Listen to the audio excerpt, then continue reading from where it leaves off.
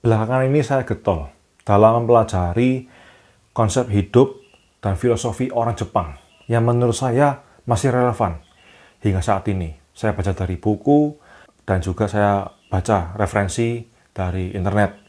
Dan juga dari sekian banyak konsep hidup filosofi orang Jepang yang beredar, saya ambil 3 yang menurut saya ini relate dengan kehidupan saya saat ini dan semoga ini juga bisa jadi sebuah manfaat untuk teman-teman sekalian.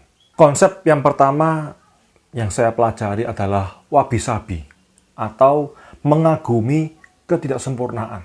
Jadi konsep ini itu kita diajarkan tentang bagaimana kita bisa menemukan keindahan di dalam ketidaksempurnaan. Karena seringkali kita melihat bahwa banyak orang seringkali menuntut kesempurnaan dalam segala aspek kehidupan. Yang dimana sebenarnya tidak ada yang sempurna dan tidak ada yang abadi di dunia ini. Dan konsep ini juga mengajarkan kita untuk bisa menerima diri kita seutuhnya yang tidak sempurna ini. Tapi sayangnya kalau kita hanya menerima diri kita apa adanya, itu kita jadi orang yang naif. Sehingga kita butuh konsep yang berikutnya. Konsep yang nomor 2 yang saya pelajari adalah kaizen atau perbaikan secara terus-menerus. Jadi konsep ini mengajarkan kita untuk senantiasa mengevaluasi diri secara berkala. Sehingga ke depan kita bisa menjadi orang yang lebih baik lagi.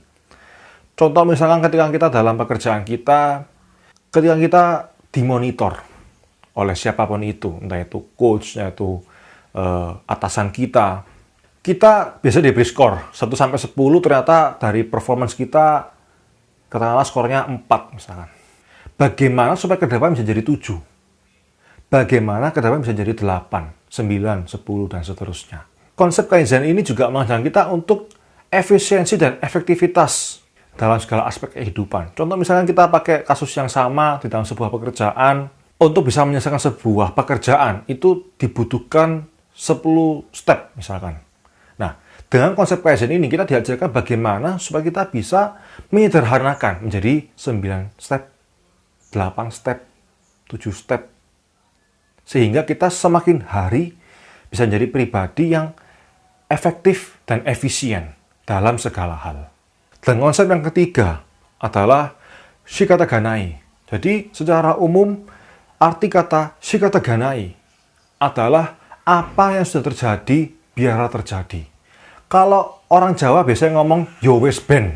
Nah, jadi di sini kita melihat bahwa banyak sekali orang yang sulit untuk bisa mencapai kebahagiaan dalam hidupnya. Salah satunya karena mereka melekat pada sesuatu yang mereka tidak bisa kendalikan.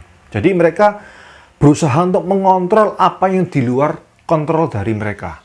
Jadi di konsep shikatagana ini, itu kita diajarkan tentang bagaimana supaya kita bisa menerima dan melepaskan apa yang tidak bisa kita rubah, apa yang tidak bisa kita kendalikan.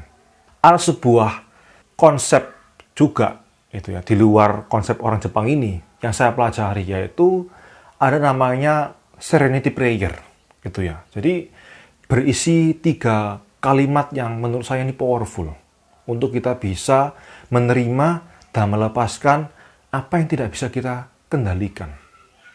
Nanti saya tulis di deskripsi, jadi saya di sini ucapkan aja doanya seperti ini.